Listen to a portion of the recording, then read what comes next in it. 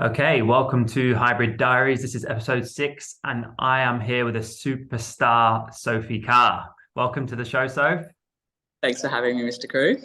I'm really excited to have a chat and dive into some deep stuff with you today. Obviously, I know I prepared you for this, and I asked you if there was anything you wanted to go over, and I'm excited for what you're going to go into. So, yeah, first of all, just so the listeners can get to know you a little bit, where are you from? I know that you're obviously in Dubai, but how long you been here? Just introduce yourself a bit. Sure. So I'm from Australia originally. I haven't lived in Australia for about 10 or 12 years now. I've been living in Dubai for 8 years, working as a psychology teacher, and I'm a newly qualified and licensed psychologist here in Dubai. So going slowly through a bit of a career change, which is great. Okay. And we met through fitness, right? We did. So about a year ago, I think I came across you guys. I was friends with one of your favourite ever clients, Tom. And I've sort of known you from the outside for a while, but it's been a year working with Spirit Level.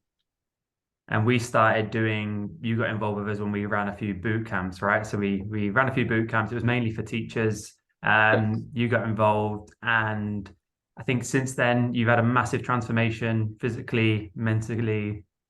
Yes. So yeah, we met through that boot camp. And now you are working with Dannie. She's coaching you. How long have you been working with Dannie now? I think it's about a year doing both training and nutrition, which has been life-changing, which I'm sure we'll talk about. But the boot camp was the turning point for me. It was something that Tom had shared with me, and I was really dubious about it, really nervous, because I was the most unfit and heaviest I've ever been. And I knew I had to do something, but that seemed like a really scary place to get back into it. But yeah, life-changing decision. So glad I did it. Yeah, I mean, one thing I will say, when we met, you never lacked determination. Like, and I don't know if before you did, but since we've met until now, you've always seemed like a really super determined person. I've never seen you like give up on anything. You always, if I say do 5 to 15 reps, you would do 15 reps. You know, you always did more. If I said take a lighter weight, you'd try and do the heavier weight first, unless you couldn't. It was really, really cool. And I think that's from looking from an outside in. I know I'm not coaching you now, but from an outside in, I'd say that's probably part of your success in this big transformation you've had is your determination, right? Yeah. I think for me, I've always been fit to a degree, sort of like a good base level of fitness, playing sport or doing some kind of exercise most days. And I'm sure we'll talk about sort of why I went into a lull with that in time. But my determination's always been there. My motivation's really lacked. And it sort of was through working with you guys that I realized that motivation isn't the important thing. It's actually just committing to yourself and keeping your promises to yourself that you make. And that's where I've been able to really transform how I go about things, not just in fitness actually, but in my whole life over the past year. And through fitness, I've been able to change the way I approach most things that I do. So it's been really transformative, really, really transformative. Yeah, but determination and stubbornness is probably a good way to describe me for the most part. Yeah, like I said, I've not noticed you quit anything. So obviously, I know that Dannie's now coaching you, and she's taking you down more this like hybrid training approach. You enjoying that sort of thing? I know you're looking to get more involved. You've done some hybrid races. You did our own hybrid race Fusion, first one you did, and you got on the podium, right? Was that your first podium ever, by the way?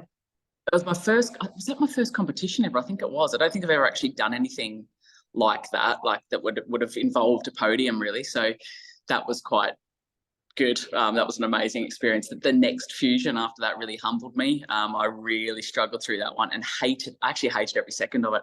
I felt slow. I felt like I couldn't keep up with the other girls in the heat, and I was just in a bad headspace. So it was cool to go through the same workout twice, and my mindset actually determined how well I performed in both. That was quite a cool experience. But I really like the hybrid style of training. I find that I'm never bored. I like the volume. I like the different training stuff that Dannie gives me every day, and it's always challenging. So as much as I'm fitter and stronger than I've ever been, I'm still never mastering anything, which is really cool. So at 36, to be still learning new skills and new things about yourself and new strengths or weaknesses, I think is a really great thing. Really great thing. Grateful to Dannie. Just to tell the listeners. So one awesome thing about Sophie is when we started, like we said, just over a year ago, you couldn't run on an assault runner. You'd never ran on one. You couldn't, right? You actually learned on the day, right? When we first tried, I was teaching you how I to run on them. couldn't run full stop, George. I don't think I'd ever run, and this is not a word of a lie, I don't think I'd ever run more than like 300 meters unbroken in my life. And I then we just got you wasn't a, in. wasn't a runner. Like it was, I was many things. Like I could be strong. I'm naturally quite big and strong anyway. So like I could do things that involve strength, but I was just like, I'm not built to be a runner. I don't want to be a runner. And so when the assault runner came along, I'm like, oh God, this is brutal. And then I had a little proud moment the other day walking into the gym. I think, well, the other day you were there before me, first thing in the morning before class. And I think a few days before that you were there. I came in to do my session and I saw you there running, doing your running session on the assault runner. I was like, I remember when she didn't like you'd never run on an assault runner. You couldn't run on the assault runner. You wouldn't let go of the handles, which a lot of people, they don't understand how to run on them. And now you're there doing your whole running sessions on them. So that was definitely like a little proud moment that I got her there. Like I got her to run on that the first time. Yeah, It was a really, really yeah. cool moment. Popped up on Instagram the other day, actually, like it was probably from about a year ago, where I'd posted a photo of the assault runner saying this is a grim piece of kit. And that was the first time I'd actually run on it. And I think around this time last year was the first time I ran my first ever 1 kilometer, and that was in the High Rocks PFT at Spirit Level about a year ago. And even that was huge, like to be able to know that I could do that was such a big moment in my life, because I never thought I could ever be a person who ran a kilometre. And the other night I ran nearly 8 kilometres on the assault runner as part of my training program that Dannie gave me. So I feel so good about myself for persevering with that and not giving up on it. And when you see these runs now that Dannie sets you, like you say 8K or some 5Ks, I think when I saw you the other day, you had a 5K with some sort of pickups in. Do you dread them at all, or do you look forward to them now, or is it something that you're excited about? Yeah, I get nervous. I always think that it's going to hurt more than it does, and it's more the pain that I'm worried about. It's more not the physical pain, but just will I be able to cope with the grit that I need to be able to do it when it gets tough? Will I give up? Because I get really disappointed in myself if I give up. And that's one thing that's great about having Dannie, because even though she's beautiful and kind, I don't want to let her down. So she really helps me be accountable to myself, really. So I get nervous before those runs, but I always do them. And every time I do a hard thing, obviously I get better at knowing I can do the hard thing. So I'm not saying that I'd be looking forward to a 15K run right now, but if I did it, I'm sure I could. Mate, I wanted to touch on that. So what you just said there, obviously Dannie's keeping you accountable. So for work, you're a teacher and you guys start relatively early in the morning, right? And now, how do you squeeze your training in? Because obviously you're starting early. I know I mentioned that I came to the gym and you're there before me. Are you like squeezing everything in the morning before work, or are you just getting it in as and when? How's that going?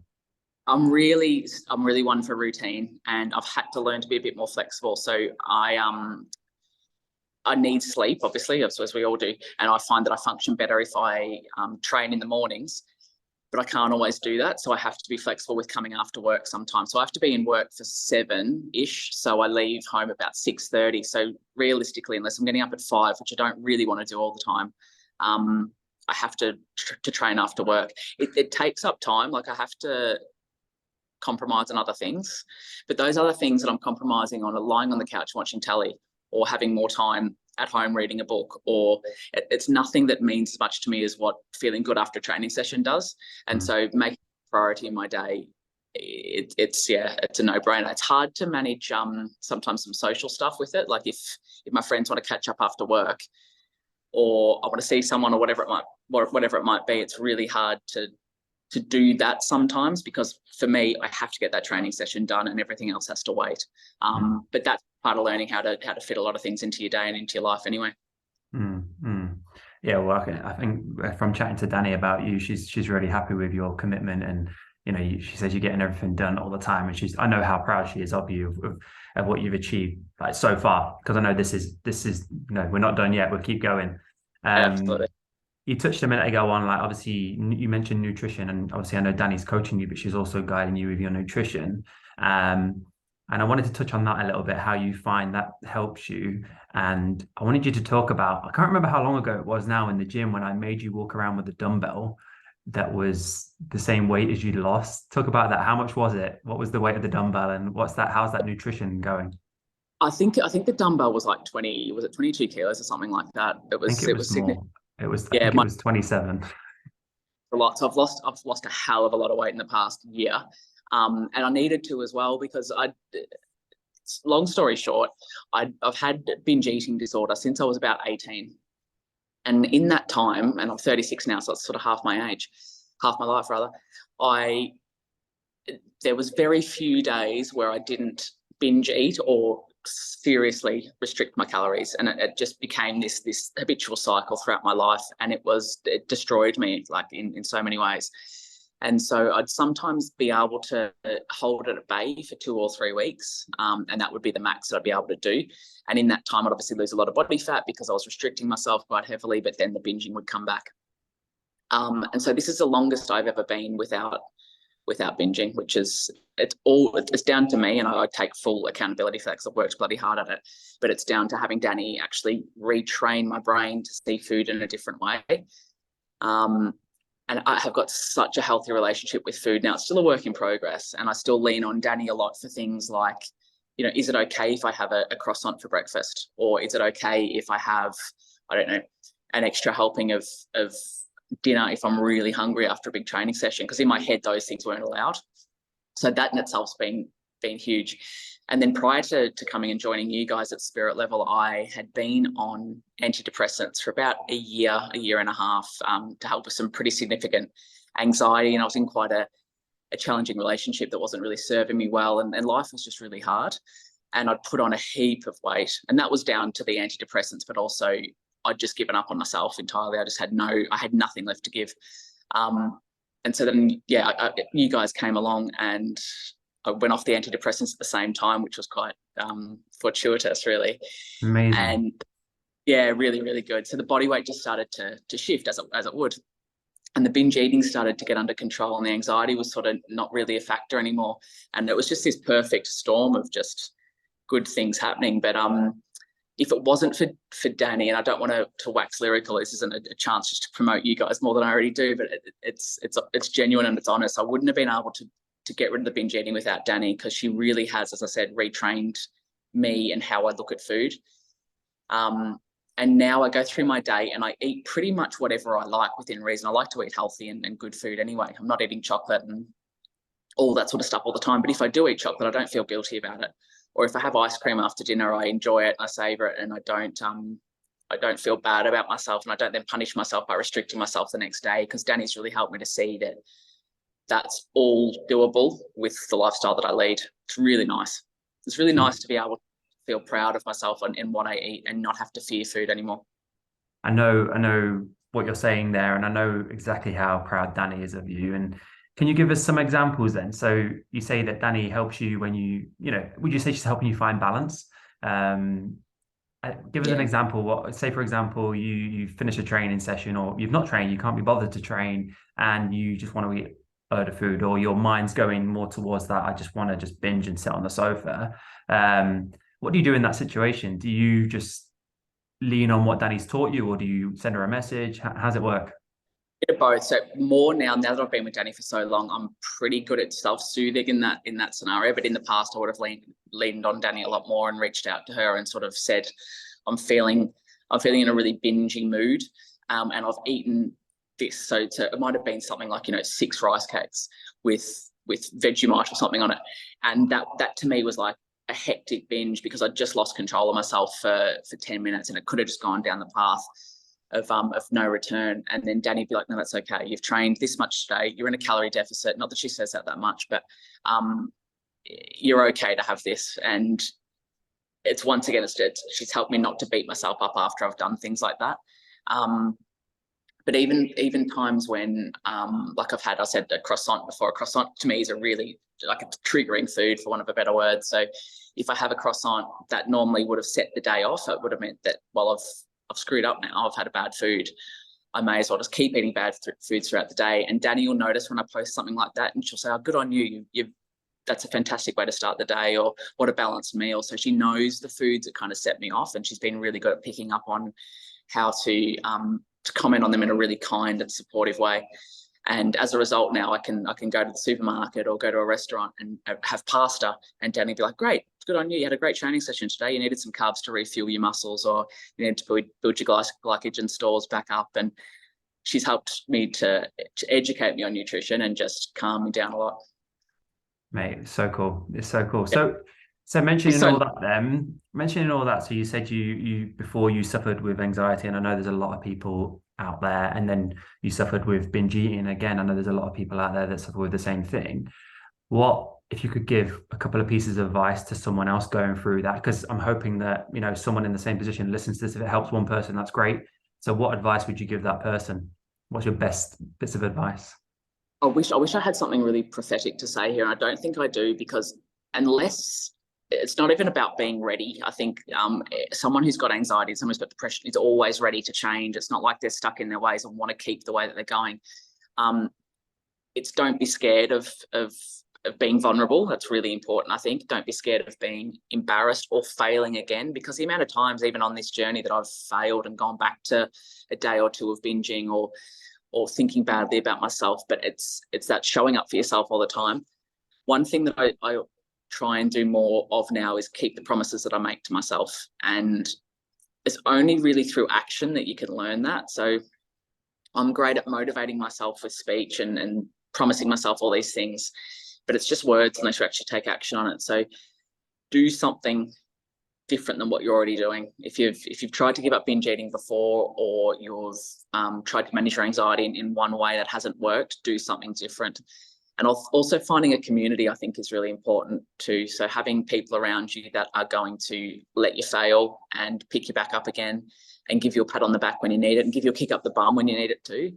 I think that's hugely important. That sense of belonging that comes from somewhere like a CrossFit gym or Spirit Level or whatever is hugely transformative. And all of a sudden you feel like you've got these people around you to help you on whatever path you need to go on.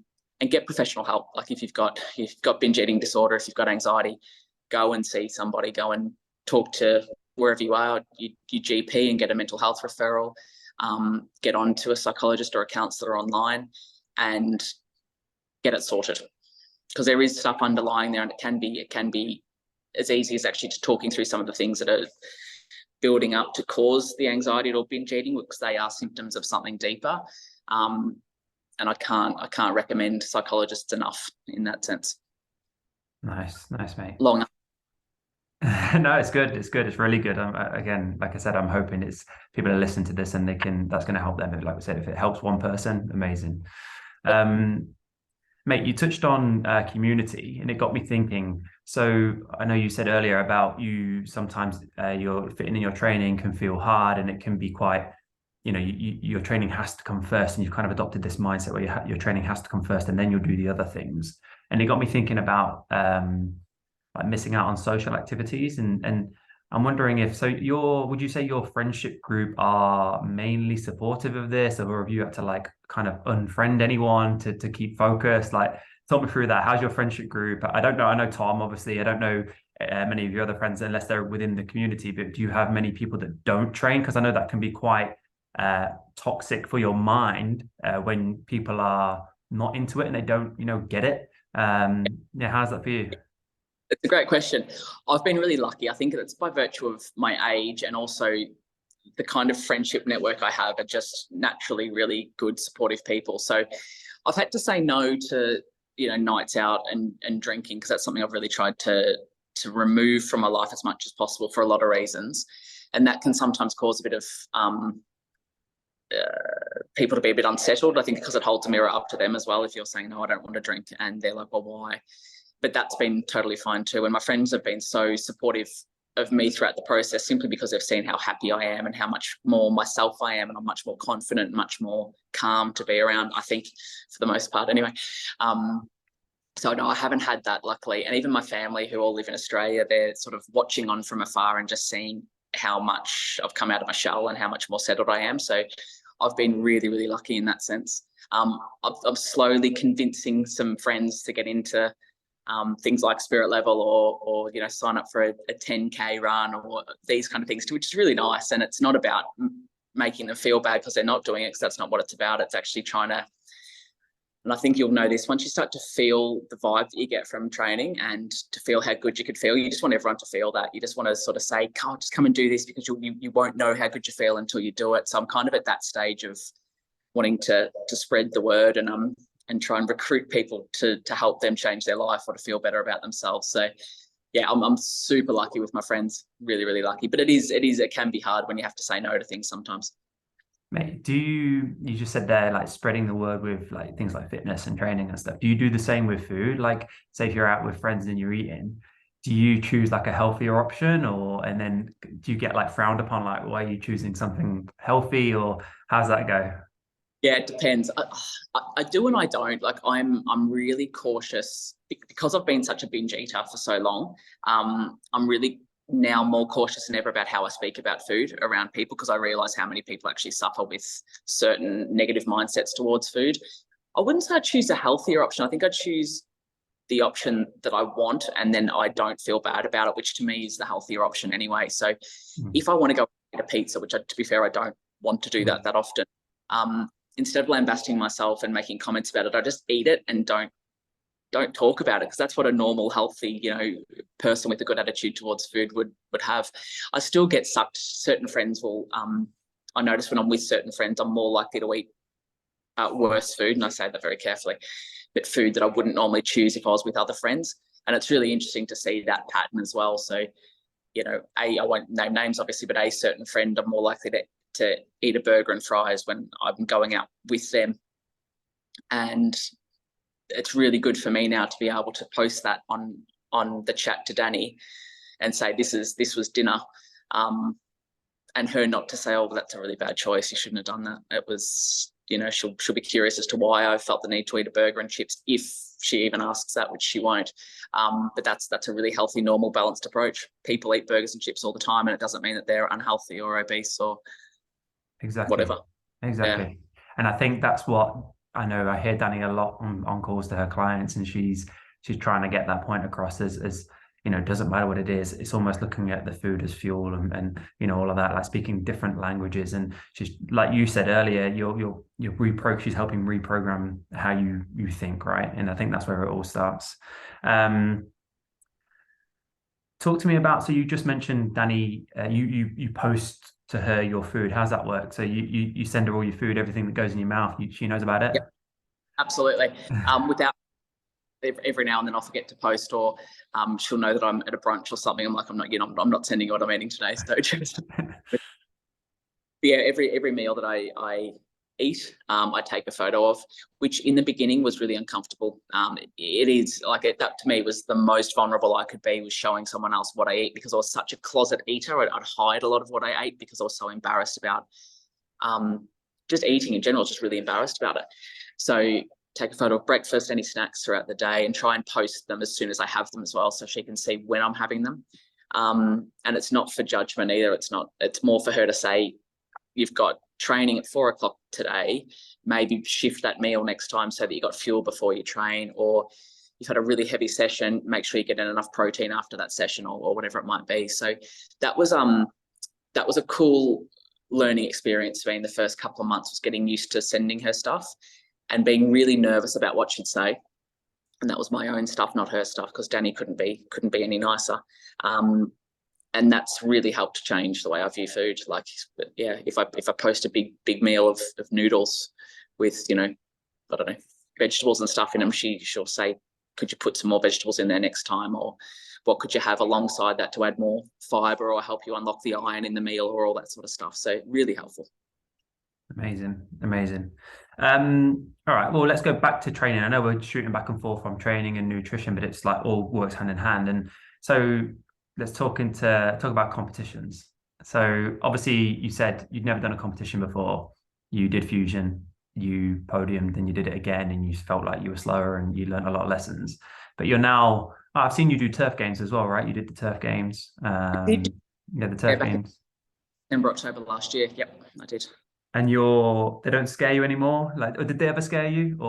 Yeah, yeah, they did. I just didn't feel like, to be fair, it's often an aesthetics thing. So I look at the women and the men in these competitions. I'm like, I don't look like that. I don't belong here. And I felt that they would judge me and that I would embarrass myself by being, look, I'm not competitive at all, George, but I just don't want to be last, really. If I can avoid being last, I'll be really happy. So I was always really embarrassed that I was going to be last, and they'd be laughing, oh, there's that girl who clearly isn't fit or doesn't have muscles popping out of her or is carrying more body weight than she should be, all these things. And I think I'm over that now. I think there's still a little bit of that there for sure. So I am still a bit nervous, but I think nervousness is good. If I was doing this and it wasn't making me nervous, then I'd be questioning myself, because it's hard and it's, this stuff isn't easy, and it should be difficult, and it should be challenging you. And it really does. And it's more to me about, what do I do with that afterwards? If I was to be nervous and to not do it, that's a huge problem for me. If I was to be giving into those feelings and avoiding stuff because of the nerves or the possible failure or whatever it might be, that's a huge issue. But the fact that I feel nervous, I know I probably won't do as well as everyone else. I might make a fool of myself, but I do it anyway. That's hugely self-reinforcing in terms of my own happiness, my own mental health, and my own feelings towards myself. And then all that goes away when you finish, right? Oh God, yeah, you feel like you're invincible when you finish. After doing how many Devil's Press was it in Fusion? Devil's Press. And during that, I've never suffered as much. And I say this a lot. I always say I've never suffered as much, but those Devil's Press are awful. But then as soon as it's done, you're like, I could do all that again. Now I loved it.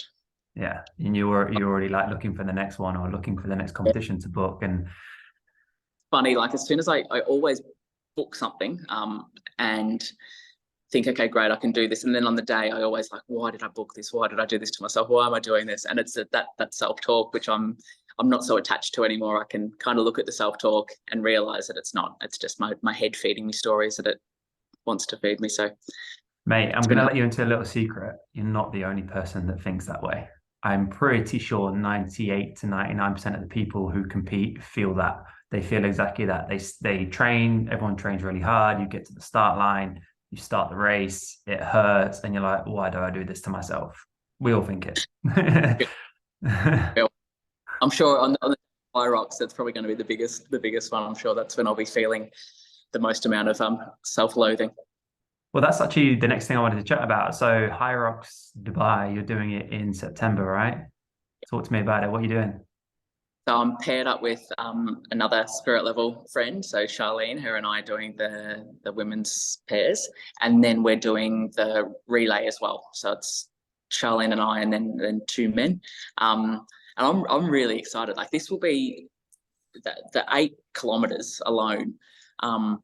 In theory, will be the longest I've ever run. I don't think I've ever run 8 kilometers, even though it's broken up. So that's huge. And then all the stations, I'm getting stronger at things like lunges and sled pulls and all these things with more and more training and more volume. I'm certainly getting stronger, but yeah, I'm nervous about the suffering, that's for sure. Mate, I just want to point out, so when we started this podcast chatting today, you said that you'd never ran more than 300 meters. And then you've just told me that you're doing a HYROX doubles with 8K of running and then another race in the same day. Mm-hmm. How awesome is that? It's so cool to be able to do it in a year. And this is just proof that action is what matters. Like you can talk about doing stuff all you want. You can plan to do stuff, but you actually just have to show up for yourself, don't you? You have to put in the graft. And it doesn't mean training for 2 hours a day every day. It's just being consistent. And that's what I've found too. It's not crazy the amount of training that I do. It's certainly doable. And I've got a busy enough life and a long enough work day and all that sort of stuff. And it's absolutely doable to fit in 30 or 45 minutes most days. So exactly. Like you said, you're giving up those sitting on the sofa watching TV. Yeah. Who needs that? There's always going to be time for that at some point. But if you can chip away at these things daily, look at you, you've not stopped smiling since we've been talking, and you're chipping away at all these things. You're making your friends and your family proud, and most of all, you're making yourself proud, right? You're doing this and you're feeling great about yourself, and that's the most important thing. Mate, you said you're doing the relay, so I believe that's the mixed relay, right? So 2 guys and 2 girls. Who's your team and what's going on? Who's doing what? I think we're still looking for a 4th member. So it's Charlene and I, Tom. Hopefully he's going to do it, but I have a feeling he might change his mind. And then we're trying to talk another guy into it as well. We've even decided yet who's doing what or anything. As far as I know, Charlene and I are going to do a doubles simulation on Sunday. Amazing. How it feels on the day, and then we'll sort of start to look at what would be the best move for the relay after that. But it's just for fun. Like I'm not, as I said before, I'm not competitive. We're not going in to win it or anything like that, obviously. But it's just to finish it and to have a good time in the process and hopefully not get injured or die. Mate, so after Hyrox Dubai, what's your race plans, travel plans, race plans? Have you thought about potentially doing solo? Are you staying in Dubai? What's your movements? What's your plans? I'm not sure. I'm hearing that you're leaving, or you're not leaving us, right? No. I'll stay at this stage for another academic year anyway. So from September to July, and then kind of reassess. I haven't told Dannie this yet, but this is a good time to tell her. I've signed up to do a half marathon with the Dubai Creek Striders in January. So that's going to be cool. And I don't want to tell her because I know she's going to start putting more running in, and I'm just not willing to do running yet. So we'll reassess after Hyrox, I think, how that goes. But that'll be a cool thing to even just walk the 21K. I'd be happy to finish that. I'd love to do solo. I really would. And for me, it's just trying to find balance with everything and not get injured too. I've had some pretty decent injuries in the past year, not through training actually, but just through life getting in the way. And it can be quite debilitating to be injured and have to go not back to the start again, but have to stop training and try and find to be okay with that. And so I think solo right now at my fitness levels might be a bit much. But we'll see how Hyrox doubles goes, and then I might be hooked on it and might go to every single one all across Europe next year. Who knows? I'm confident I'm going to see you doing a solo race, and I believe you've got the determination to do it. It doesn't matter how long. This is what I love about Hyrox and their slogan for everybody. It doesn't matter how long it takes you. You are capable to do it. You know, you can get to the end. It's not like a Spartan race and it's an obstacle that you have to complete. It's movements that I know that you can do all of these movements. So it's just about how long then it takes you. So, and that, you know, it's I think if you can do doubles, you can do solo, right? You're still running the 8K. Yeah, and I signed up for doubles. For some reason, I thought it was half the running each. And so that was a nice little to realize it was 8Ks in total. But yeah, you're so right. If it takes 4 hours, it takes 4 hours. It doesn't matter. I'm not here to impress anyone apart from myself. And I impress myself by doing it and not, I don't feel bad about myself whenever I do anything. So it's going to be a really cool thing to be part of. Mate, you're not only impressing yourself, but you are impressing everyone else. Like I'm telling you, when I walk into the gym and I see you there grinding out your workout, you're there before the class starts. It's like, it's a super nice feeling and you're making everyone else proud. So, mate, for myself and for Dannie, we are both super proud of you. And I know other members of Spirit Level are commenting, you know, they say, bloody hell, Sophie's looking fit and Sophie's looking great. And, you know, you probably don't hear it all the time, but we hear it. We get this feedback from other clients. And yeah, so mate, just keep it up, keep doing what you're doing. Is there anything else? Sorry. I can't thank you guys enough. It's been you've been such good supporters, and you haven't pushed me, you haven't admonished me when I haven't done things. It's just been a really supportive environment the whole way through, and that's the whole community too. I feel like I've come into this network of great people who are all like-minded and who want to better themselves. And that can be someone who's got a rippling six-pack or someone who's just new to it. It doesn't really matter. It's all about the sense of fun that we get from training together, and it is a real sense of community, which in Dubai, when you're an expat, I think is one of the most important things to be able to find. So I'm so grateful that I went to that boot camp that first day a year ago. I wouldn't have been who I am today without that. No, that's great to hear, mate. So is there anything else that you wanted to mention? Is there anything else that you wanted to go into before we wrap things up? I think we've done pretty well. I sort of said to you when we started this that I wanted to talk about sort of the importance of exercise for mental health, which we've touched on. And I think it's a huge thing at the minute that we're talking about more and more is just how important any form of movement is for physical health. Obviously, it goes without saying, but for mental health, and all the research at the minute is showing that something as little, and I say that word lightly, is like a 20 or 30-minute walk a day is going to be just as helpful to you as going on antidepressants if you've got mild to moderate depression, or if you've got anxiety, or even if you're just stressed, which is really toxic, having sort of those high cortisol levels in your body from from stress, which everyone's under a lot of stress with work and whatever it is.